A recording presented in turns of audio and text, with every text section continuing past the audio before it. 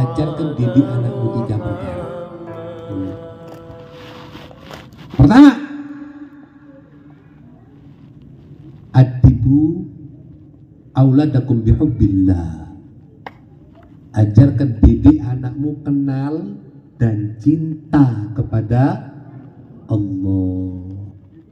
Kita punya ulama Pak berhasil gara-gara ibu-ibu. Bu, kreditan lunas Bu, kredit lagi Bu. Ulama kita Imam Syafi'i berhasil karena ibu. Syekh Qadir Jalani berhasil karena ibu. Imam Hanafi berhasil karena ibu. Imam Bukhari berhasil karena ibu. Didikan ibu madrasatul ula. Ibu adalah madrasah pertama yang didapati oleh seorang anak. Makanya kalau orang lagi hamil, kalau ibunya ke pasar, janinnya ngikut gak? Kalau ibunya makan, janinnya ngikut gak?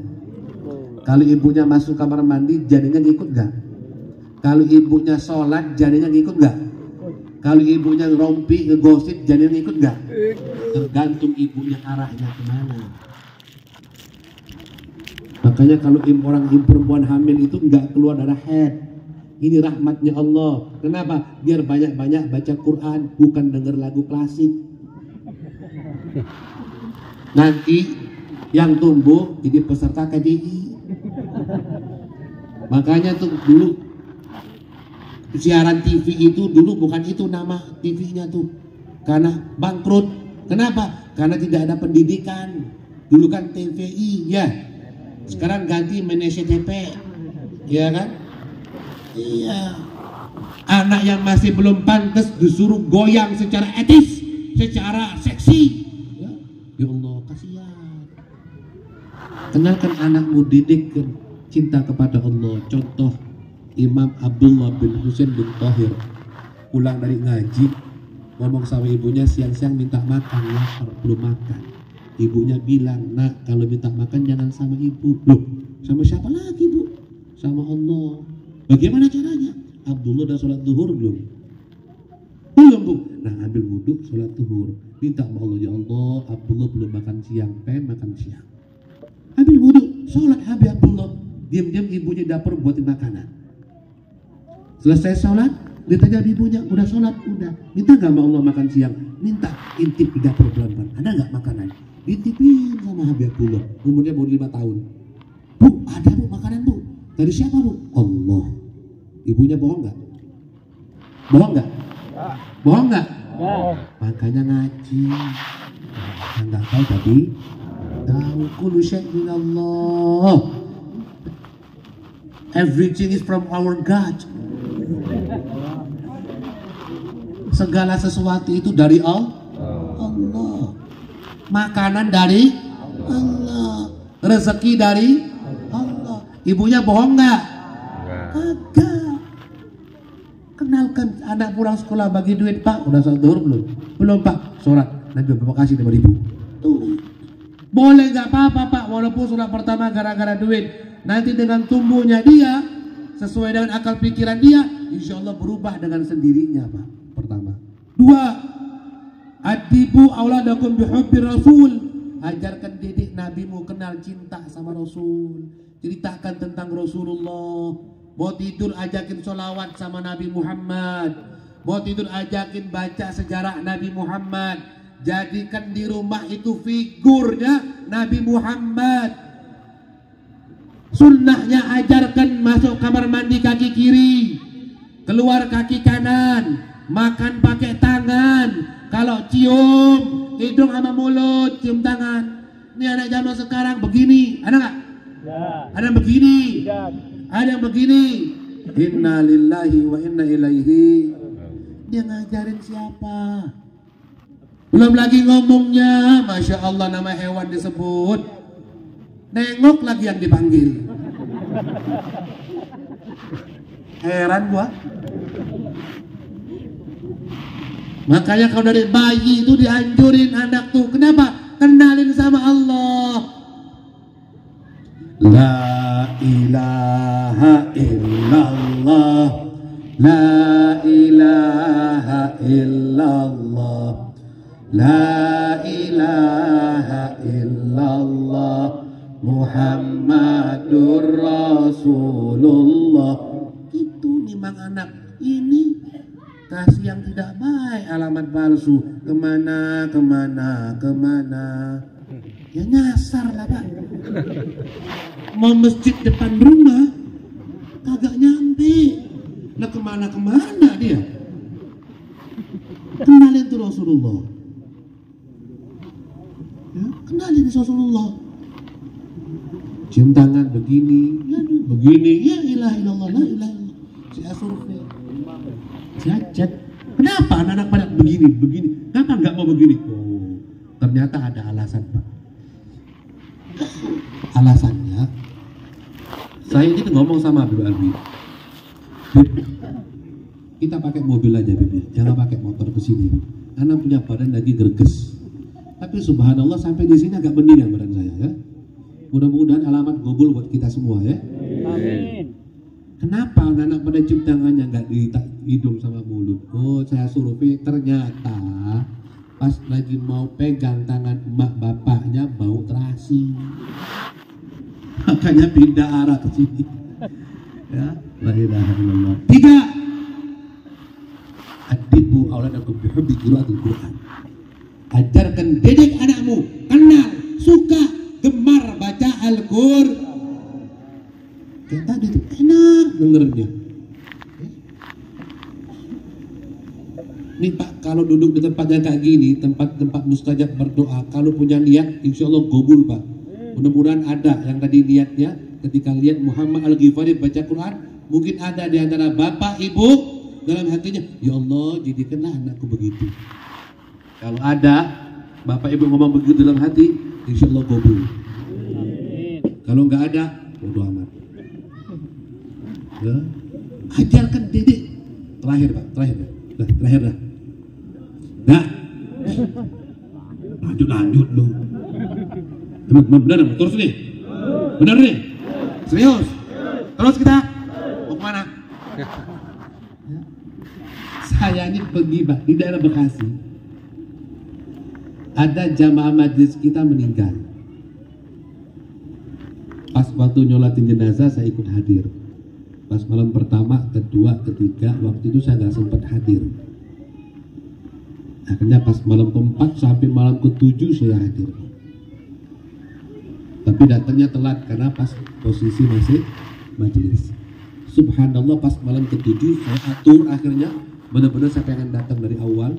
Ketika pembacaan doa MC-nya bilang kita mintakan pembacaan doa kepada Habib Ibrahim, kepada beliau kita persilakan. Saya pas waktu masuk Pak, ada 4 pemuda duduk di daerah situ, kayak di sini depan. Di rumahnya kita masuk di rumah. Salaman sama kita. Saya lihatin 4 pemuda itu Pak lagi main HP Pak. Ya. Wallahu alam lagi ML kah?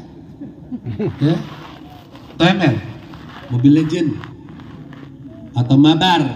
Atau mabar? Apaan? Ya, makan bareng. Ya. Atau slot? Kerjaan siapa nggak tahu tuh. Pak, tak kasih tahu Pak. Yang halal itu Pak, walaupun sedikit itu lebih baik daripada yang haram itu banyak.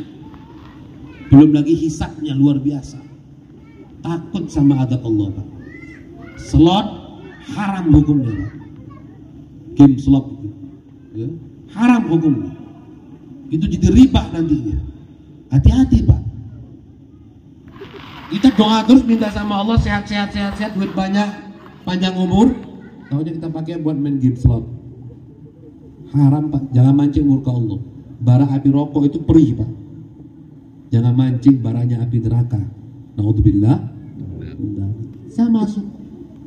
Ini 4 orang lagi salaman sama kita, 4 pemuda. Selesai, pas baca doa saya ngomong sama MC, "Dah, jangan saya."